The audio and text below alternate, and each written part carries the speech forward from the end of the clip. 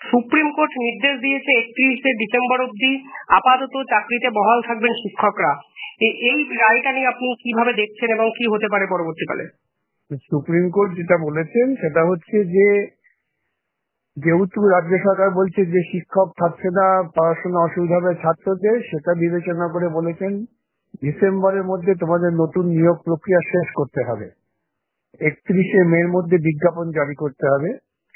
এবং সেক্ষেত্রে যারা সরকারি মতে সরাসরি দুর্নীতির সঙ্গে যুক্ত নয়, যাদের ওরা বলছে যোগ্য অযোগ্য এইসব বাহানা দিচ্ছে, একমাত্র তারাই অংশগ্রহণ করতে পারবে। যারা যারা ওরা অযোগ্য বলছেন তাদের কোনো চান্স নেই।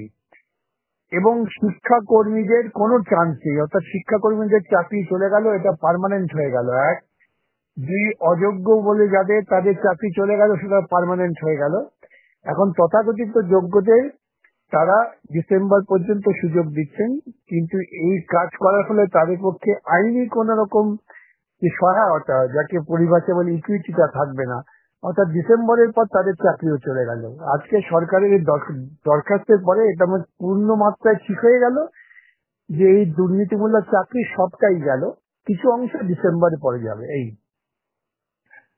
স্যার, তাহলে তৃণমূলের পক্ষ থেকে সরাসরি টুইট করা হয়েছে যে শকুনরা 20,000 শিক্ষককে না খাইয়ে মারতে চেয়েছিল তাদের বাড়া ভাতে ছাই পড়লো। একদম দেবাংশু ভট্টাচার্য তৃণমূলের মুখপাত্র এই ধরনের টুইট করেছেন। সেটা যারা আইনের অর্থ বোঝেন না তারা জাতি টুইট করতে পারেন।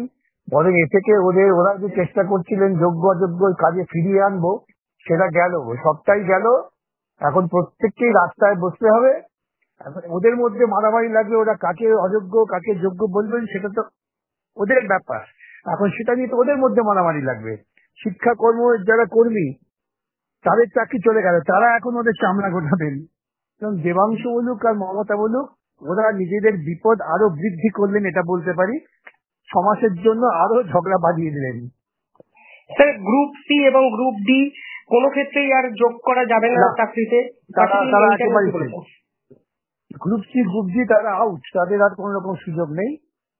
আর শিক্ষকদের মধ্যে ওই তথাকথিত যোগ্য যারা, তারা ডিসেম্বর পর্যন্ত, তারপর তারাও আউট, যদি না তারা নতুন পরীক্ষায় আবার ফিরে আসতে পারেন। অর্থাৎ চাকরি যাওয়াটা সকলের ক্ষেত্রেই মোটামুটি ফুল স্টপ হয়ে গেল।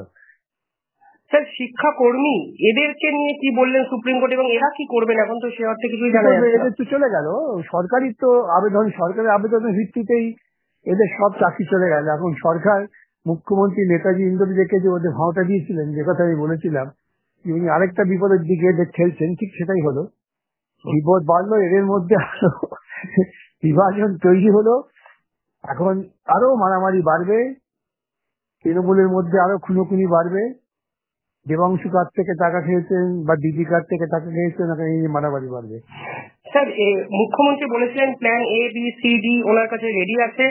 তো এই প্ল্যান বি টা আপনি কি স্যার বুঝতে পারলেন আজকের পর অন্তত সরকারের কি ছিল?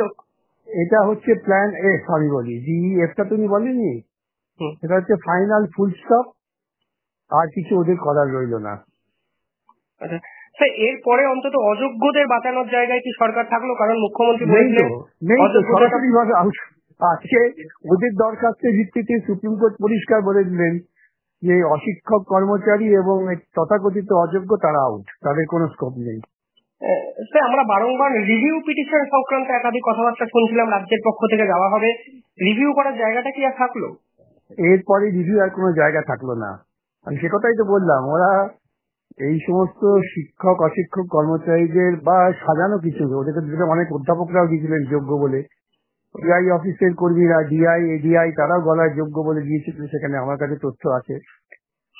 তারা এখন নিজেরাই স্থির সিদ্ধান্তে পৌঁছে গেলেন যে আরো কারোই চাকরিতে ফেরার সম্ভাবনা নেই। কোথা গেল ওরা?